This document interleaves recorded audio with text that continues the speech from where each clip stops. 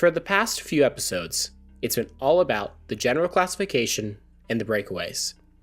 It's now finally time for the sprinters to make their return. The green jersey battle is incredibly close. There's only 13 points separating the top three, even if third-placed Eric Zabel has already written himself out. Quote, "Sorry, I'm not interested anymore in the green jersey, but the stage victory still interests me. I have accepted I'm not among the very fastest of the peloton anymore." Second-placed Robbie McEwen is far more confident. Quote, "I survived the Pyrenees without problems. Physically, I'm still very good. I still have 3 big chances, and the victory in Paris can make everything good. A stage victory and green. That's still the ultimate dream." Baden Cook, the current leader, talks down McEwen's form. Quote, "McEwen is not as good as last year. Now he's only at 95%, and that makes him vulnerable. But the green jersey is not done yet. There's still 3 more days of fighting." So we now come to stage 17, where the sprint battle can truly resume on a flat stage. Well, it would have if the breakaway didn't get a lead of over 16 minutes. A lead that became insurmountable. Cook's FDJ wouldn't chase since they had a man in the breakaway. McEwen's Lotto squad is down to 6 riders, so they don't have a ton of firepower to spare. The general classification teams did not care, so it ended up being a day for the break. In the breakaway is Service Naven, the 2001 Paris-Roubaix winner. With 18 kilometers to go, he attacks. Quote, "Today's stage was how I liked them to be, flat with an early break. Towards the end, the breakaway group went silent, and we all started to think about how we would ride at the end.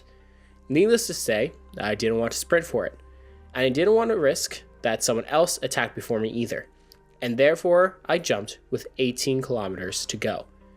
Maybe it seemed a little bit too early, and I admit that it was a risky move, but I felt really good. Naven stays away and wins, another iconic win. Quote, "I don't win a lot, but when I do, I win big." Behind, the green jersey contenders still scored some points at the line, and Cook leads McEwen by only 6 points. The drama begins early today. The peloton is still all together and flying towards the intermediate sprint. Cook gets stuck in the group, so McEwen takes first here and is now in the lead by 2 points. More interesting, though, is Armstrong and Ulrich sprinting for the time bonuses that are on offer. Ulrich taking back 2 seconds. Quote, "Going for the sprint was something that just happened. I had no plan for it. We caught a group, and I just thought, go." After this, a big breakaway goes, and the rookie Pablo Lastras takes the win on the second fastest Tour de France stage of all time. It's a feel-good moment for the rookie, but all attention is immediately on the green jersey battle. McEwen is ready for the final stage. Quote, "It'll come down to Sunday, just like last year, and I'm pretty much getting used to that." Before, though, it's still the main event. David Miller wins today, a redemption from the prologue, and that's great. But all that matters today is Armstrong versus Ulrich. This is the first year Ulrich has ever beaten Armstrong in a time trial, and he wants lightning to strike twice. Lance seems far more focused today than in the previous 18 stages. Quote, "I'm feeling relaxed and confident because in the last 4 years, I've never lost the final time trial of the Tour. I'm focused and ready to ride my race. So, let's ride our race." We start with a quick look at Tyler Hamilton.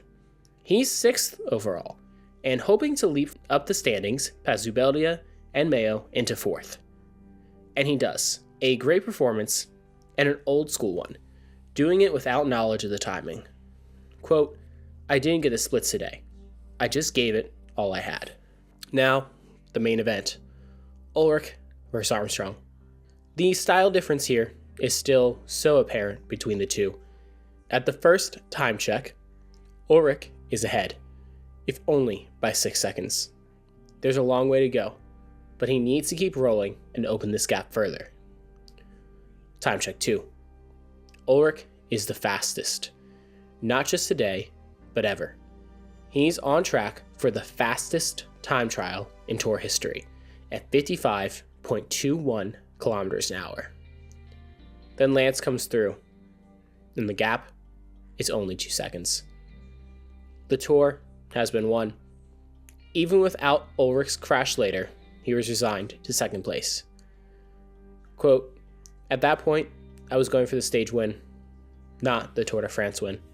One story arc has mostly wrapped up, but one still has another day to go. Today is all about Cook versus McEwen versus Zabel in Paris, the crown jewel of sprint stages. The difference between them is just 2 points. So once the pomp and circumstance ends, it's showtime. At the first intermediate sprint, Cook beats McEwen, and now they're tied. So everything comes down to the final sprint on the Champs-Élysées. It's the final 500 meters. At the front, leading the sprint, is Thor Hushovd. Cook is behind him, and McEwen is glued to his wheel. Behind McEwen is Patrick Nason, whose brief stint in the yellow jersey feels like it was 100 years ago. Cook goes on the left of Hushovd, into the wind, taking the lead. Suddenly, McEwen pulls alongside Cook on the left side, as Nason dives to the right. As they reach the painted ads approaching the line, all three are exactly even. Suddenly, Cook loses his balance a little, his body weight shifting to the left into McEwen, who stays upright, a display of skill from both riders. This gives up just enough momentum for Nason to win in Paris, and Cook still, somehow, edges out McEwen, and with that, wins the green jersey for the first time in his career by only 2 points. Quote, "I think the spectators have been offered a really nice spectacle today. After the first intermediate sprint, I gained confidence. The team has done such nice work for me today." McEwen was reflective of it all. Quote, "I know I gave everything I had. Of course, it is disappointing to lose by 2 points after having raced for 3 weeks, but that's the way it goes in racing. I gave everything I had, and so did Baden, and it was a very close finish. I figure I might have a problem going to sleep tonight, and maybe when I look at the race again, I'll think that I could have done a better sprint, but at the moment, I knew that I gave my best, and that's all I can ask of myself." As for the GC, Lance declared the 2003 Tour as, quote, "my hardest win. We dodged some bullets. It was a rough year at the Tour, and I don't plan to make the same mistakes twice.